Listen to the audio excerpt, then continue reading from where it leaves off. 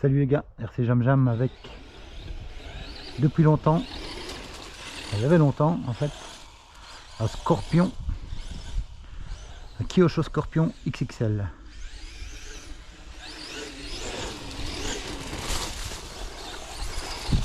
Il y avait trop longtemps qu'il me manquait, donc j'en ai repris. J'ai repris des pièces pour en faire plusieurs. Donc si ça intéresse quelqu'un, faites-moi signe. Et c'est un superbe buggy, un 7e, donc c'est assez grand quand même. 2 roues motrices évidemment. Et alors c'est génial à conduire. Donc par exemple dans la pelouse où ça tient un petit peu, et bien on sait le contrôler. On sait très bien le contrôler en fait. Évidemment, comme c'est un 2 roues motrices, c'est très bon pour le pilotage. Parce que si vous mettez trop de gaz à l'accélération, donc surtout pour les gens qui ont des machines brushless, pardon. C'est un très bon apprentissage pour gérer l'accélération. Parce que si on accélère trop fort, ça part en cacahuète, surtout quand on tourne. Moi ici juste avant j'ai pris l'arbre, mais c'est pas bien grave parce que ça c'est le mien, et sur le mien comme vous voyez j'ai mis un joli pare-choc RPM pour protéger des chocs à l'avant. Ça c'est super utile, mais c'est à vous de voir évidemment comment vous roulez avec vos voitures. Si vous roulez et qu'il n'y a pas d'obstacle devant vous, parce que vous roulez sur des grandes étendues, il n'y a pas besoin de pare-choc à l'avant évidemment. Sinon s'il y a des arbres qui peuvent inopinément traverser votre chemin, croiser votre chemin, là il vaut mieux mettre un pare-choc.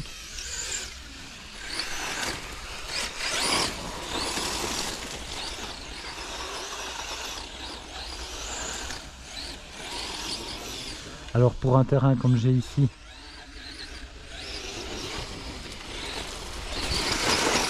donc une pelouse pas énorme, et bien le 4S, là je suis en 4S, hein, donc ça suffit bien.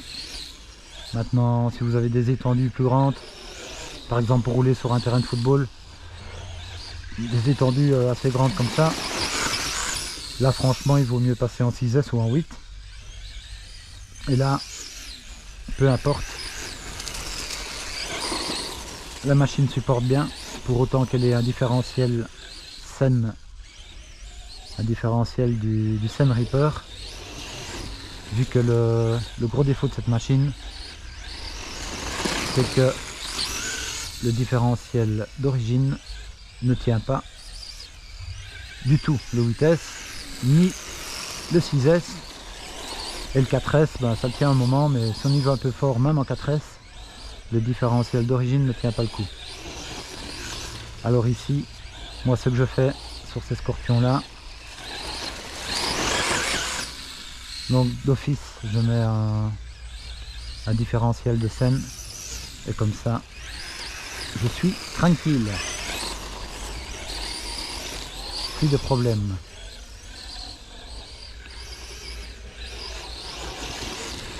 Sinon que dire de cette machine, à part le différentiel et l'électronique évidemment, hein. Si vous achetez l'électronique, si vous avez l'électronique de base fournie avec cette machine, c'est un peu de la daube aussi. Donc en fait il faut changer le différentiel et l'électronique. Mais donc ce que moi je fais de toute façon, puisque je vais en avoir 2-3 à vente là, avec les pièces que j'ai récupérées, de toute façon je mettrai une électronique qui tient le coup, que ce soit en 4S, en 6S ou en 8S, ça c'est suivant le choix de l'acheteur. Et de toute façon un différentiel Sen, ça ce sera de toute façon, même pour une machine en 4S, ce sera un différentiel Sen. Voilà, j'en aurai quelques-unes à vendre parce que moi j'en avais j'en ai eu 2. Une très belle que j'ai revendue quasi neuve Et une autre d'occasion que j'ai gardée pour moi un petit temps, que j'ai roulé, que j'ai revendu, et puis je l'ai regretté. Et donc j'en ai repris une, celle que vous voyez là.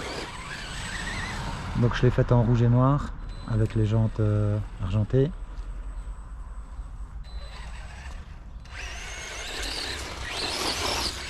Donc j'ai eu une blanche, une rouge, et comme elle me manquait, ben voilà, j'ai repris une noire.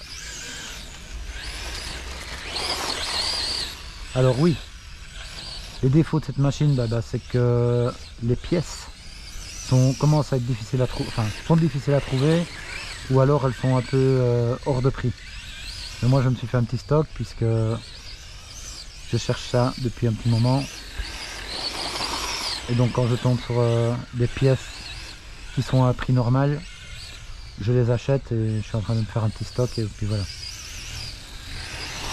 Donc s'il vous manque certaines pièces, vous pouvez toujours me demander. Ça se peut que j'en ai, évidemment je dois en garder pour remonter les véhicules que je veux remonter.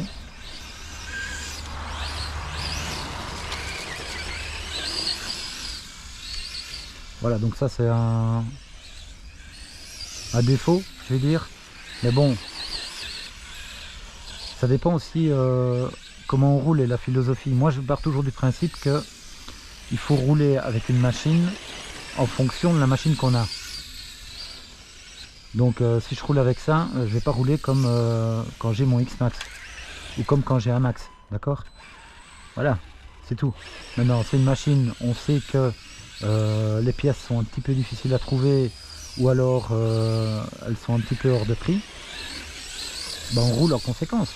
On va pas rouler dans un endroit où il y a plein de pièges, sur un parking avec plein de trottoirs par exemple. Donc un peu en fonction de son expérience aussi de roulage, et surtout bien choisir ses spots. Donc si vous roulez sur les 3/4 milieu d'un terrain de foot par exemple, ben, il ne peut pas vous arriver grand chose, hein. Faut pas vous amuser à frôler les piquets des goals, parce que si vous en prenez un et que vous n'avez pas de pare-choc, évidemment il y a un truc qui va casser, hein. Par exemple ce sera un triangle, quoique ils sont quand même costauds.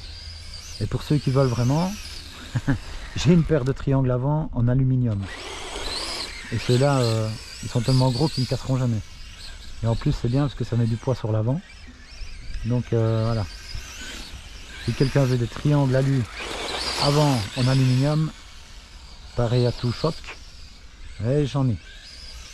Sinon on va en venir un peu aux qualités. La première qualité déjà, c'est que c'est une belle machine, c'est un bel engin. C'est une machine qui fonctionne bien. Alors une fois que le diff est devenu entre guillemets inusable grâce à la modif dont je vous ai parlé, et que l'électronique aussi est bonne, style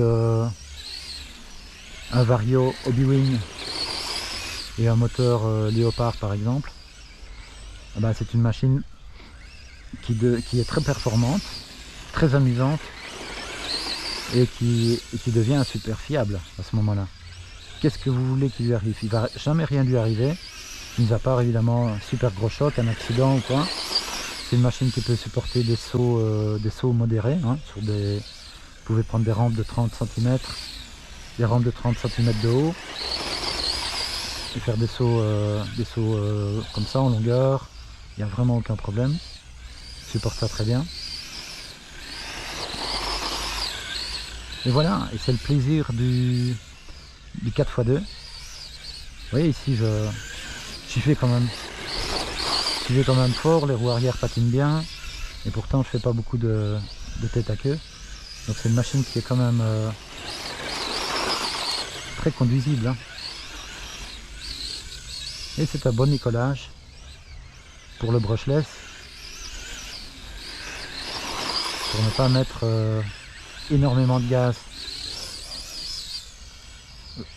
lors des changements de direction.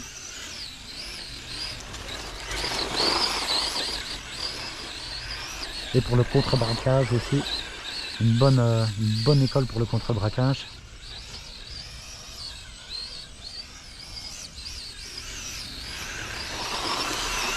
Voilà, pour prendre des tournois en drift comme je viens de faire, par exemple.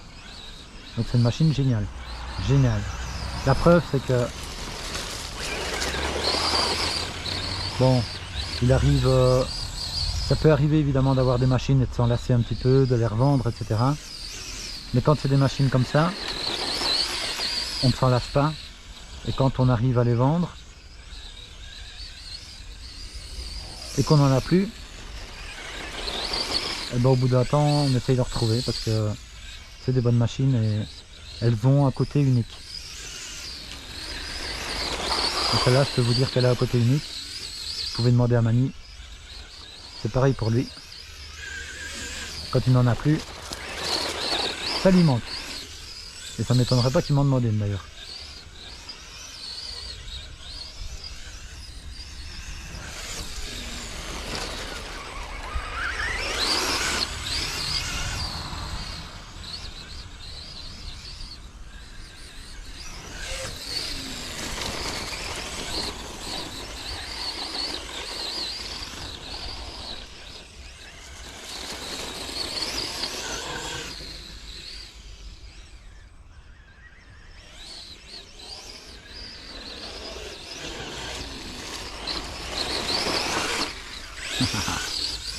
Excellent.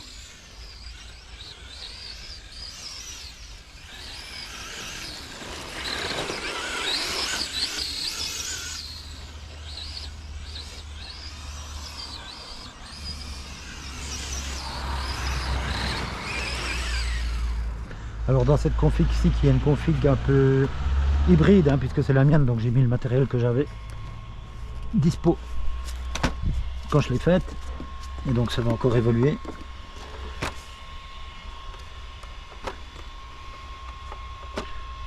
Je vais regarder un petit peu ce qui se passe au niveau de l'électro. Donc là j'ai une batterie 4S, hein. Vous voyez, c'est une batterie 4S. Le Vario c'est un Obi-Wing, c'est un Maxis là pour le moment, donc je pourrais monter en vitesse avec. Et le moteur, le moteur il est froid les gars. Regardez, je laisse mon doigt dessus et je suis pas ouvrier, donc j'ai pas des mains en béton. Je laisse mon doigt dessus, j'ai mis un petit radiateur. Alors désolé, la batterie de la caméra était vide. Et sinon je vais continuer à vous parler de cette machine là. Alors pourquoi est-ce que j'aime bien cette machine? Eh bien, ce que moi j'aime vraiment bien dans cette machine, c'est que quand je rentre du boulot, bon, j'ai la chance d'avoir un boulot où je peux commencer tôt et donc finir tôt. Et quand je rentre du boulot et qu'on a des journées, des belles journées comme ça, eh ben, pour me détendre, je prends cette machine là et je fais un pack ici dans la pelouse par exemple, si j'ai pas envie d'aller sur un spot. Comme ça me prend pas de temps, je perds pas de temps. Même avec une batterie qui est en storage, hein, où je prends 2 batteries en storage et je les termine et puis je les remettrai en storage après ou je la chargerai après.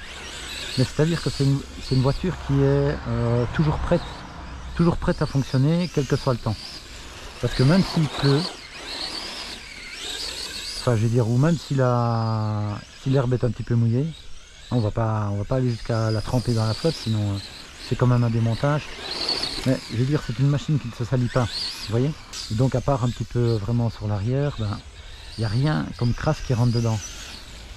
Donc en fait c'est une voiture, pour comment vous expliquer, c'est une voiture que je peux prendre pour rouler un quart d'heure si j'ai envie de rouler un quart d'heure, sans me dire ouais, je vais rouler un quart d'heure et puis je vais devoir passer 1 heure à la nettoyer. Non, c'est justement ça qui est bien. Je la prends, je peux rouler 5 minutes, 10 minutes, un quart d'heure, 1 heure, une demi-heure, 2 heures ici dans la pelouse. J'aurai rien à nettoyer dessus. À la limite un coup de soufflette et puis c'est bon. Parce qu'il n'y a aucune crasse qui rentre dans la carrosserie.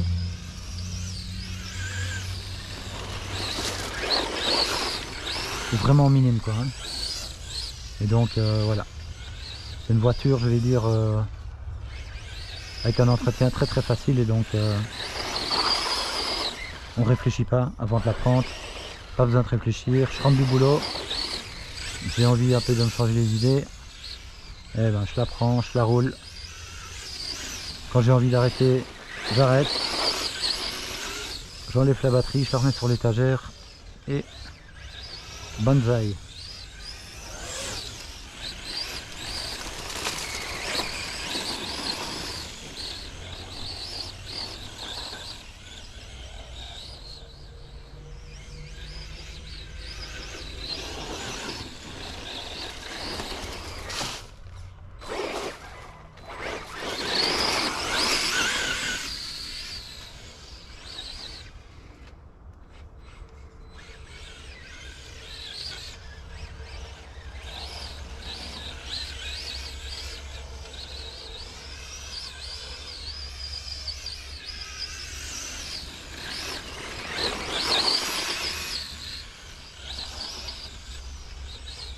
Vous voyez, donc là j'ai quand même des murs, enfin j'ai quelques obstacles et malgré que je ne l'aménage pas, puisque les roues sont quand même en patinage presque constamment. Vous voyez, je fais quand même pas beaucoup d'accroches. Donc sur l'herbe, comme ça, on la maîtrise quand même assez facilement.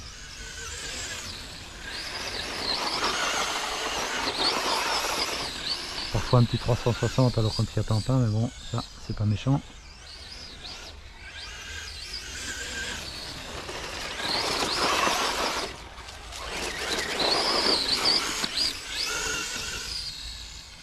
Donc ça apprend à doser la gâchette aussi, donc c'est très bien.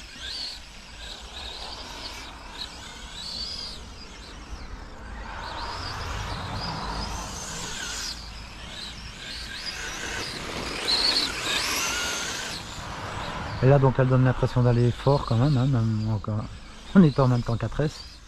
Mais bon, comme toutes les voitures RC, dépendant de la radio que vous utilisez, vous pouvez toujours aussi limiter.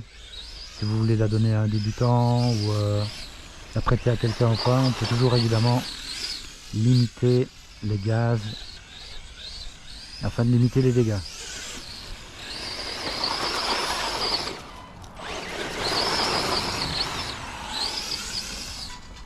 Alors au freinage aussi évidemment, au freinage comme le freinage sur CRC est fait uniquement par le moteur et que le moteur est uniquement sur les roues arrière, ben quand vous freinez, évidemment il n'y a que les roues arrière qui freinent.